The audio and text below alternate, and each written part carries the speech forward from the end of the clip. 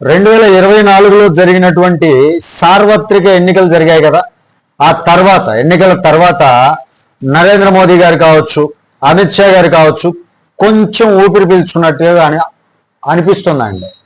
అంటే అది ఇప్పుడే అన్నట్లుగా కనిపిస్తోంది, ఊపిరి పీల్చుకుంటున్నారు అన్నట్లుగా. ఎందుకంటే ఈసారి ఇస్ బార్ చౌర్సా పార్ అంటూ భారీ లక్ష్యాలతో బరిలోకి దిగినటువంటి బీజేపీకి ప్రజలు పూర్తి మెజారిటీ ఇవ్వలేకపోయారు.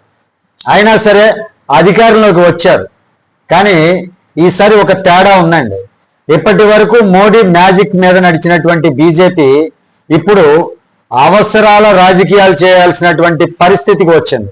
ఇంతకుముందు ఇలాంటి రాజకీయాలు లేవు. అవసరానికి తగ్గట్టుగా మారేటటువంటి రాజకీయాలు బీజేపీలో లేవు.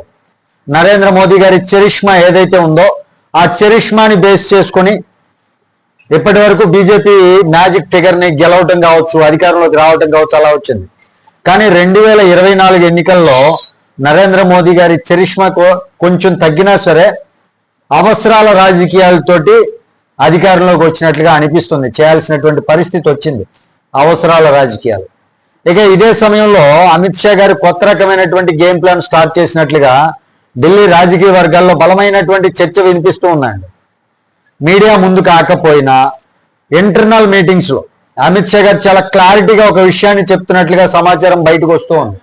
ఇక మీదట బీజేపీ కూటములపై ఆధారపడదు, ప్రతి రాష్ట్రంలో బీజేపీ స్వయంగా అధికారంలోకి రావాలి అంటే సింహం సింగిల్ గానే వస్తుంది అన్నట్లుగా అన్నమాట. బీజేపీ ఏ పార్టీతో పొత్తు లేకుండా ప్రతి రాష్ట్రంలోనూ గెలిచి అధికారంలోకి రావాలి అని మాట్లాడుతున్నారంట అమిత్ షా గారు.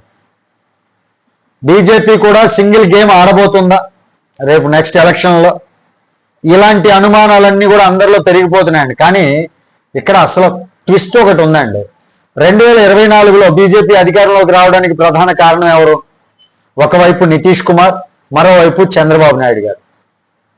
ఈ ఇద్దరు లేకపోతే మోదీ మూడవసారి ప్రధాని అయ్యేటటువంటి పరిస్థితి ఖచ్చితంగా వచ్చేది కాదు. వీళ్ళిద్దరి అండతోనే మోదీ ప్రధాని సీట్లో కూర్చున్నారు. ఇదే ప్రశ్న రాజకీయ వర్గాలు ఇప్పుడు బలంగా వినిపిస్తుంది. ఒంటరిగా వెళ్ళాలంటున్నారు, సింగిల్ గా పోటీ చేయాలనుకుంటున్నారు కదా వీళ్ళు. కానీ వీళ్ళిద్దరూ లేకపోతే, నితీష్ కుమార్ గారు కావచ్చు అండ్ చంద్రబాబు నాయుడు గారు కావచ్చు, వీళ్ళిద్దరూ లేకపోతే ఈసారి అసలు ప్రధాని అయ్యేవాడే కాదు అని మాట్లాడుకుంటున్నారండి. అందుకే గతంలో ఎంత విభేదాలు ఉన్నా సరే చంద్రబాబుని మళ్ళీ ఎన్డీఏలోకి తీసుకోవాల్సినటువంటి పరిస్థితి ఈయనకి మోదీ గారికి వచ్చింది. కానీ ఇప్పుడు పరిస్థితులు మారుతున్నాయా వాళ్ళు మాట్లాడుతున్నటువంటి దాన్ని బట్టి అంటే? ఎందుకంటే పశ్చిమ బెంగాల్లో జరుగుతున్నటువంటి రాజకీయ పరిణామాలు బీజేపీకి కొత్త ఆశలు పెంచుతున్నాయి. తృణమూల్ కాంగ్రెస్ లో చీలికలు తెచ్చేటటువంటి ప్రయత్నాలు జరుగుతున్నాయి అనేటటువంటి వార్తలు కూడా బయట హల్చల్ చేస్తున్నాయి. మహారాష్ట్రలో చూసినట్లయితే షిండే మోడల్ ఎలా వర్కౌట్ అయిందో అలాగే బెంగాల్లో కూడా కొత్త నాయకత్వాన్ని తయారు చేసి టీఎంసీని బలహీనపరచాలని బీజేపీ ప్లాన్. అది ప్రచారం జరుగుతుందండి, ఇలా ప్లాన్ చేస్తున్నారు అన్నట్లుగా.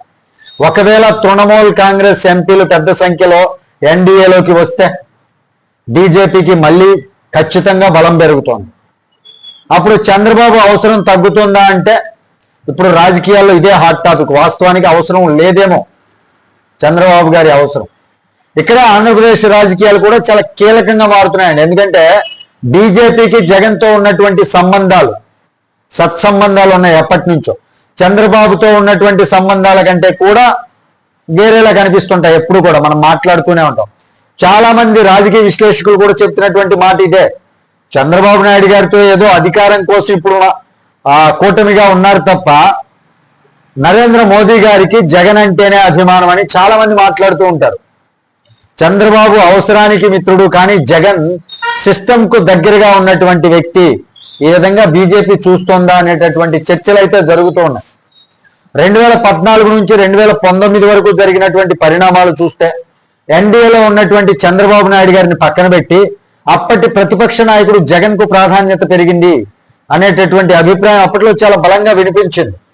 చివరికి అదే కారణంగా చంద్రబాబు నాయుడు గారు ఎన్డీఏ నుంచి బయటికి రావాల్సినటువంటి పరిస్థితి వచ్చింది అప్పట్లో.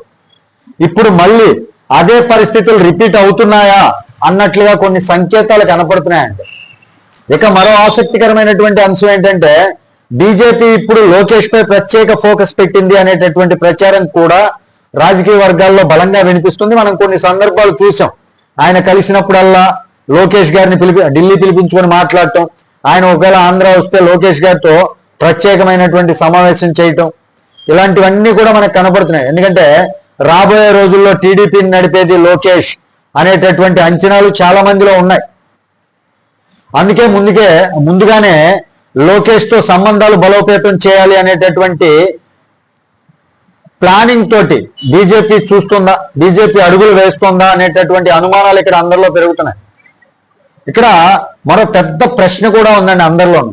ఒకవేళ బీజేపీ నిజంగానే ఇక కూటములు వద్దు అని నిర్ణయించుకుంటే ఆంధ్రప్రదేశ్లో చంద్రబాబు నాయుడు గారి పరిస్థితి ఏంటి? పవన్ కళ్యాణ్ గారు ఏ వైపు ఉంటారు? బీజేపీ వైపు ఉంటారా లేదా టీడీపీ వైపు ఉంటారా? జనసేన ఎన్డీఏలోనే కొనసాగుతుందా లేకపోతే టీడీపీలో బయటకు వస్తుందా? ఇవే ఇప్పటికీ సమాధానం దొరకినటువంటి ప్రశ్నలు అందరిలోనూ. అయితే ఒక విషయం మాత్రం చాలా స్పష్టంగా కనిపిస్తోందండి. దక్షిణాది రాష్ట్రాల్లో కాంగ్రెస్ బలంగా నిలుస్తోంది. కర్ణాటక కావచ్చు, తెలంగాణ కావచ్చు, కేరళ, తమిళనాడు, ఈ రాష్ట్రాల్లో బీజేపీకి ఇంకా ఇక్కడ పూర్తి స్థాయి బలం చేకూరలా. కాంగ్రెస్కే పొట్టుంది బీజేపీ కన్నా కూడా. అందుకే అమిత్ షా దక్షిణాదిపై ప్రత్యేకమైనటువంటి దృష్టి పెట్టినట్లుగా తెలుస్తోంది. కానీ ఆంధ్రప్రదేశ్లో చంద్రబాబు లాంటి బలమైనటువంటి ప్రాంతీయ నాయకుడిని పూర్తిగా పక్కన పెట్టడం అంత ఈజీ కాదండి, పక్కన పెట్టి గెలవటం అనేది. ఇక ఇదే సమయంలో అమరావతి అంశం కూడా చాలా కీలకంగా మారుతోంది. ఒకవైపు అమరావతికి మద్దతు ఇస్తున్నట్లుగా కనిపిస్తున్నటువంటి కేంద్రం, మరోవైపు విశాఖ ఇతర ప్రాజెక్టుల విషయంలో చాలా నెమ్మదిగా వ్యవహరిస్తుంది అనేటటువంటి విమర్శలు కూడా కనపడుతున్నాయి. దీంతో బీజేపీ నిజంగా చంద్రబాబుని బలపరుస్తుందా ఇక్కడ, లేక అవసరం పూర్తయ్యాక పక్కన పెడుతుందా? ఇదే అందరిలో ఉండేటటువంటి సందేహాలు. టీడీపీ వర్గాల్లో కూడా ఈ సందేహాలు చాలా బాగా పెరిగిపోతున్నాయి. మరి అమిత్ షా కొత్త ప్లాన్ నిజంగా అమలైతే ఆంధ్రప్రదేశ్ రాజకీయాల్లో భారీ మార్పులు వచ్చేటటువంటి అవకాశం ఉందా?